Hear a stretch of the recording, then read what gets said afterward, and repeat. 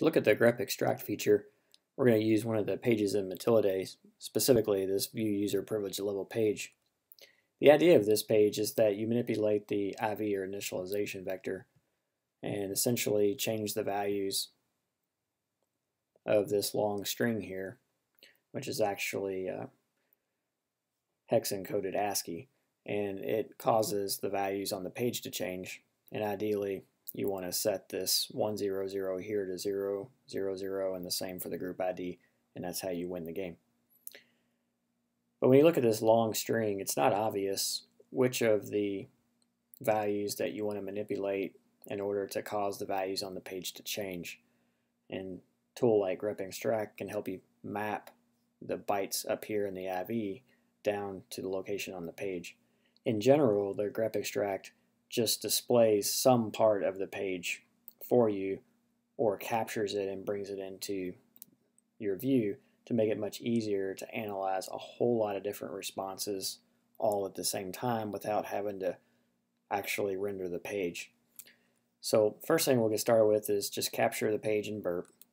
So we set up Burp Community Edition and we proxy the page, put it into our target tab, and now we have several requests that have gone back and forth. So we'll just go ahead and get a fresh request. So we'll go back over here and refresh the page.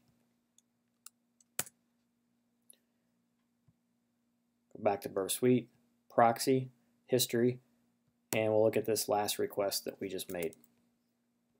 We'll right click and send it to Repeater. Replay the request to make sure it still works. And then send the request over to the Intruder. So when we look at the Positions tab, we're going to target the initialization vector parameter. So we'll clear out all the default targets, highlight the IV, and put it back in scope. For the payload, we're going to use the character frobber attack because it'll change each of the numbers and letters inside of that hex encoded ASCII one at a time, and we'll watch the page to see what kind of changes occur in the output. So we pick character frobber, and now we're going to go to options. So we're going to scroll down to the grep-extract area, and we want to click add. So again, looking back at the page itself, we want to watch this value, and this value to see what effect changing this input parameter has on that output. So we have to find those values inside of the page. And it turns out that they're down here near the bottom. One way to locate it if you didn't know they were already at the bottom would be to look for some kind of keyword. So if we go back over to Firefox, notice that the label application ID precedes the app ID.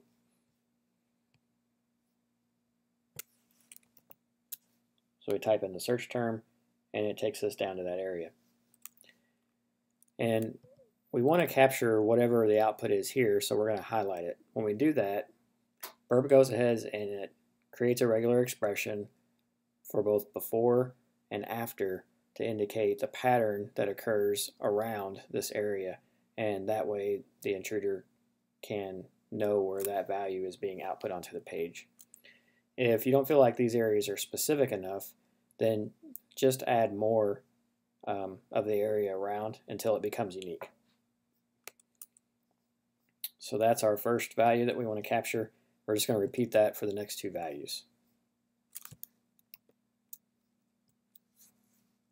So we want to capture the user ID, and we'll go ahead and get the group ID as well.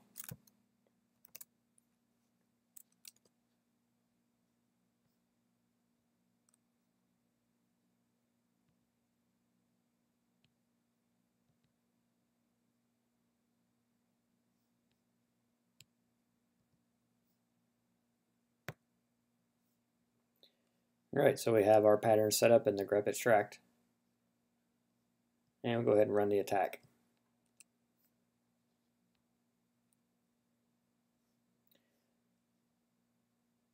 So this is not important for the character to talk about the character fobber as far as the extraction goes. The extract will work with any attack, but we're just noting that what the character fobber is doing is it's changing each one of these characters one at a time. There's 32 characters, so there's going to be 32 results that come back.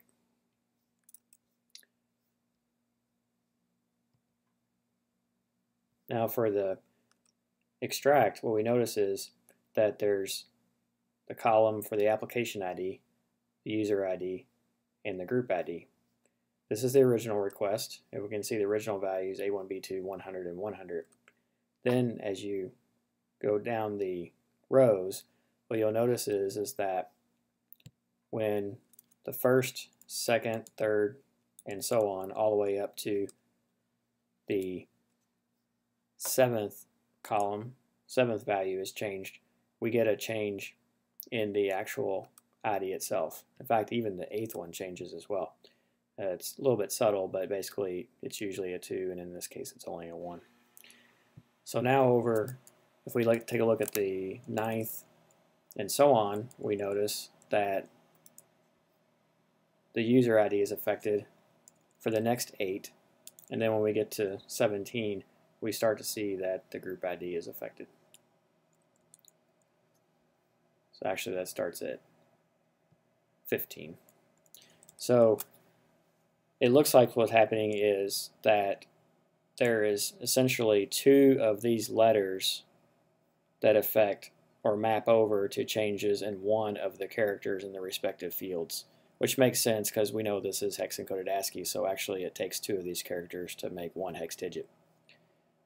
And because there's 4 letters in the application ID, it takes 4 pair or 4 bytes to map to that field, 3 bytes and 3 bytes respectively for the user ID and the group ID.